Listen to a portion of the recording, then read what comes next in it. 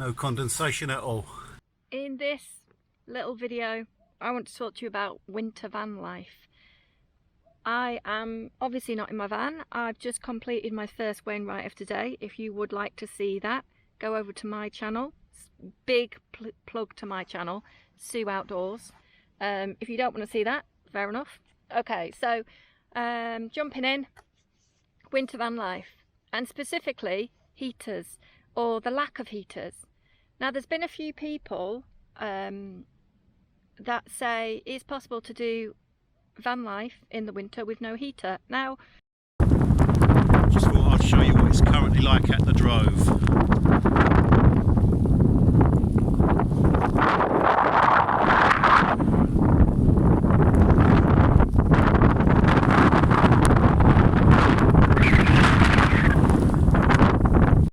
yeah, I agree with you, it is. Just the same as I know friends that grew up in houses with no heating in their bedrooms, and they would have to get ready for school really quickly, and there'd be frost on the inside of the windows in the house, in the bedroom. So yeah, it is possible, of course it is, but why would you want to? Why would you really want to live in a van with no heating? And there's a big difference here with houses and vans. And let's go back to the instance of those children that grew up getting ready for school really quickly. They would go downstairs, and generally there would be some kind of heating downstairs, so they'd be warm. I was in my van about 2 years ago. I had no heating. I had like some candles just to take a tiny bit of chill off. And people said to me, I must be crazy. People said, you know, when I woke up in the morning and there was snow outside and there was frost and ice on the inside of my van windscreen, I said to them, no, I'm not crazy. I actually feel more alive with being cold. And I was thankful to wake up in the morning. I was snug in my bed with lots of layers on. But the difference was, I knew that I was working at a local school, and therefore I was starting my engine. I was putting my heating on in the van as I drove to work. And then when I got to work, I was in a nice warm school. So that is, I think, a difference to if you're having to stay in your van all day and it being cold. The other thing is, if you are going out anywhere, so scenario is you've got no heating in your van, you go out for the day, it rains, you're dripping wet, you then come back into your van that's got no heating, your clothes are wet, everything's damp, you've got no means of warming up or even drying your clothes. Why would you do that to yourself? Why? I mean, I get that I've already said that it's, you know, a life choice and it's a lifestyle, but I think some things are just, it doesn't make sense, you know. Just get a little diesel heater, or they're not expensive. The Chinese diesel heaters aren't that expensive. Get someone to fit it for you and you'll be warm. You know, I was in a house where I wasn't allowed to put the heating on. I'd say it wasn't my parents' house. My parents' house was nice and warm all the time. But no, I was in a relationship where I wasn't allowed to put the heating on, and in the house was 10 degrees. Makes no sense. Why do that? Just to save money. And you're walking around with a coat on and a hat on inside a house, and that's what you'd be doing in a van. You know, that's what I was doing in my van when I had no heating. I went to bed with my duvet, with my socks on and pajamas, fluffy fleece pajamas on, and a woolly hat on. It was like sleeping in a tent. It wasn't pleasant. Yes, It's possible, but it wasn't pleasant. It didn't feel comfortable. It didn't feel cozy because it wasn't warm.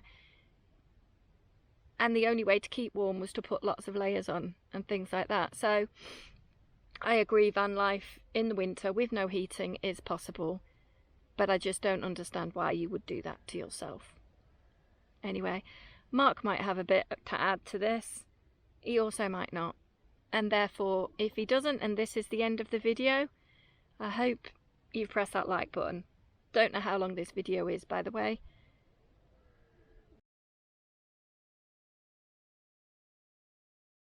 Right, so you've just heard Sue talking about winter van life and the necessity of having decent eating. And that was one of the first things that almost put me off van life altogether. Let me explain. I got my van in 2019 in August, middle of August, and getting towards the winter, COVID had just started to kick in. So the refillable gas bottles were getting harder and harder to get. Fuel became really hard to come by, and yeah, I started to struggle a little bit. So me and my dog were sitting in the van, freezing cold, and I started to think to myself, this is hell, why have I done it? So that's the difference between being warm in the van and cold. It can change your whole atmosphere, your whole view on life. I started to think that my life was going down the pan, to be honest. I felt almost depressed, I guess you can call it. I felt a depression sort of coming on. So after that, I fitted LPG, and that was a game changer for me because it meant I could run the Truma boiler and get the van warm. But for that winter, I was cold, and I wouldn't recommend it for anyone. So yeah, let's just talk about my eating system now. I'll take you over here and show you what I've got. I've got two systems. I've got the Truma system here, which is the iNet system, which you can control online. And I've also got a diesel eater. The diesel eater, put you back down here. The diesel eater for me is the game changer. I fitted the diesel eater simply because I went up to Scotland just after Christmas in 2019 and found it very difficult to get LPG. So I was struggling.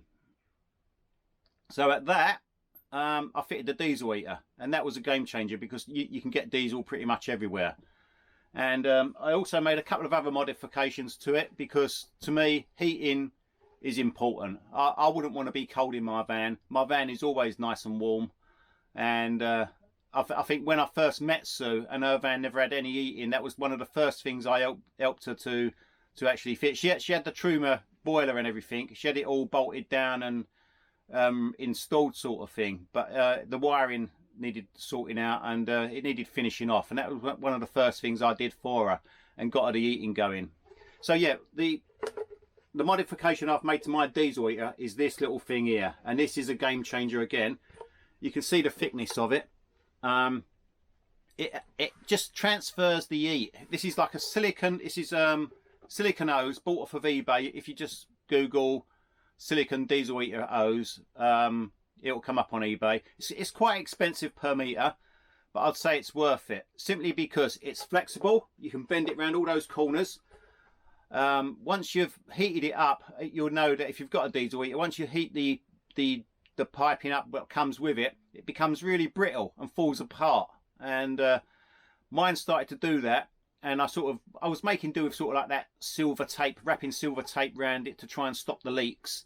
And in the end, I got so peed off with it leaking more than it was getting heat through to me that I bought this stuff. And yeah, this made a big difference. That more heat comes through into the van. Another problem that people have with their diesel heaters is the noise of the ticking pump. And I'll show you what I've done with mine. It's real simple, and I'll just take you outside and show you that.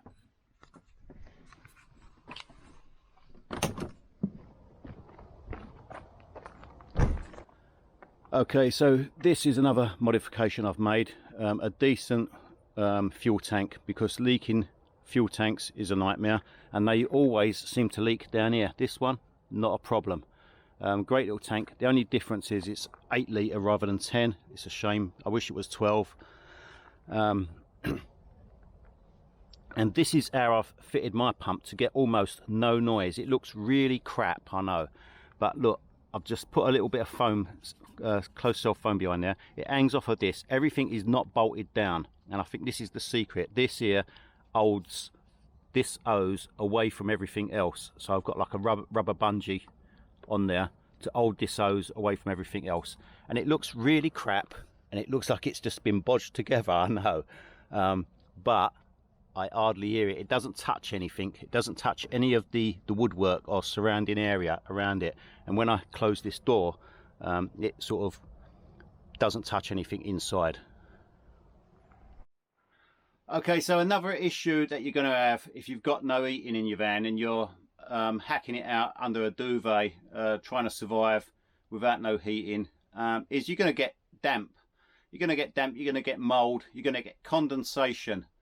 So these are all reasons why you shouldn't be trying to hack it out and survive without decent heating in your van. Ventilation, heat will get rid of all the condensation, the mold, and the problems that you have. Like Sioux says, it's not just a matter of you surviving, it's your van surviving, and your clothes, your blankets, everything else getting damp, wet and mouldy. So, and it's your health as well, it's your lungs. I mean, you're breathing in all that mold and crap. So yeah, to me, get yourself a decent diesel heater. I mean, the cheap Chinese ones, I've had no problems with mine. I've had it fitted now for what, 4 years now. I've had it fitted, and I've had no problems from it. It's cheap to run, and those little modifications that I've made have made it an whole lot better. What else can I say? Yeah, so if you want to make your van life experience more enjoyable, get decent eating. That's my advice anyway. Don't bother to try and hack it out and survive and make yourself miserable, because it'll just depress you. Right, thanks for watching. See you on the next one.